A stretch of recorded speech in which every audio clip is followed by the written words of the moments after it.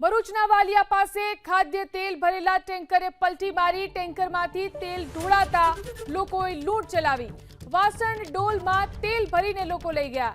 તેલની લૂંટ ચલાવવા માટે લોકોએ પડાપડી કરી તો ખાદ્ય તેલ ભરેલા ટેન્કરે પલટી મારી। ઘટનામાં જોઈ શકાય છે ટેન્કર આખું પલટી મારી ગયું છે।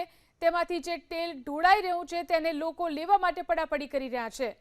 વાસણ અને ડોલમાં તેલ ભરી અને લોકો લઈ ગયા તો તેલની લૂંટ ચલાવતા લોકોની પડાપડી જોવા મળી રહી છે। આ દ્રશ્યોની અંદર જે રીતે આખું ટેન્કર પલટી મારી ગયું અને તેમાં ખાદ્ય તેલ હતું જેને લોકો અહીંથી લઈ ગયા।